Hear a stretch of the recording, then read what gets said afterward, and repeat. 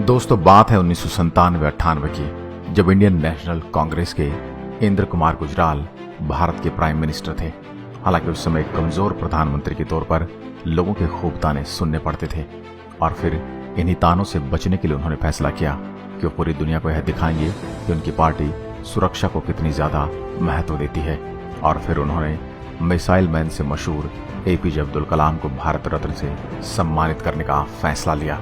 दरअसल 1952 में सीवी रमन को छोड़कर और किसी भी वैज्ञानिक को इस पुरस्कार के लायक नहीं समझा गया। हालांकि इस बात की खबर एपीजे अब्दुल कलाम को लगी तो वह काफी खुश थे, लेकिन काफी नर्वस थे। और नर्वस इसलिए क्योंकि उनके पास समारोह में पहनकर जाने के लिए ना तो अच्छे सूट थे और ना ही अच्छे जूते। और फिर उन्होंने यह बात कलिक और महान रॉकेट वैज्ञानिक सतीश धवन को बताई। हालांकि सतीश धवन यह सुनकर हंस पड़े और उन्होंने अब्दुल कलाम से कहा कि तुम पहले से ही सफलता के सूट पहने हुए हो, इसलिए तुम्हें दिखावे की कोई जरूरत नहीं है। तुम जिस भी हालात में हो उसी में समारोह में पहुंचो। हालांकि एपीजे अब्दुल कलाम जी ने जुगाड़ करके सूट तो बनवा ली, लेकिन फिर भी उस समारोह में कंफर्टेबल नहीं थे और वो अपने नीली टाई को बार बार हाथ लगा रहे थे। और दोस्तों, आपको शायद यह बात न पता हो कि एपीजे अब्दुल कलाम हमेशा ही चमड़े के जूतों के बजाय स्पोर्ट शूज पहना पसंद करते थे। दोस्तों, इसी तरह की कुछ बात है जब किसी बैठक में इंदिरा गांधी ने एपीजे अब्दुल कलाम का परिचय अटल बिहारी वाजपेयी जी से कराया, लेकिन परिचय के समय उन्होंने हाथ मिलाने के बजाय गले लगा लिया। हालांकि इंदिरा गांधी शरारती ढंग से मुस्कुराई और वाजपेयी की चुटकी लेते हुए कहा कि अटल जी, एपीजे अब्दुल कलाम तो मुसलमान हैं। तब अटल बिहारी जी ने जवाब देकर कहा कि अब्दुल कलाम न हिंदू न मुसलमान है, वह तो एक भारतीय और एक महान वैज्ञानिक है।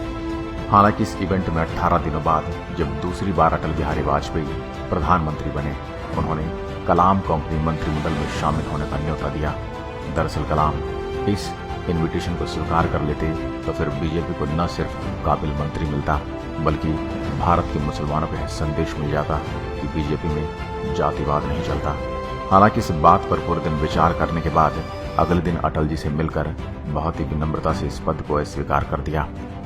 दरअसल उन्होंने कहा कि न्यूक्लियर टेस्टिंग अपने अंतिम चरण पर है और अपनी वर्तमान जिम्मेदारी को निभाकर देश की बेहतर सेवा कर सकते हैं। और फिर उन्होंने 2 महीने के बाद भारत में न्यूक्लियर टेस्ट किया था और इस उपलब्धि में अब्दुल कलाम जी का बहुत ही बड़ा हाथ रहा। और फिर दोस्तों, आगे चलकर 2002 में एपीजे अब्दुल कलाम भारत के राष्ट्रपति बने।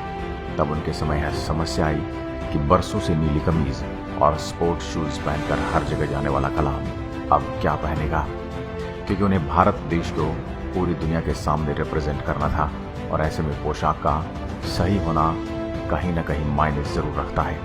और इसलिए उन्होंने उस दर्जी को बुलाया जिसने पिछले कई राष्ट्रपतियों के सूट सिले थे और फिर दर्जी ने आकर अब्दुल कलाम की नाप ली और फिर उनके लिए 4 सूट सिल कर लाया जिसके गले बंद हुआ करते थे और आजकल इस सूट को प्रिंस सूट के नाम से जाना जाता है। हालांकि कलाम ने जब ये सूट पहना तो बिल्कुल भी खुश नहीं थे, क्योंकि वो तो कहते थे कि इस सूट में मुझे ऐसा लगता है कि मुझे सांस लेने में प्रॉब्लम हो रही है।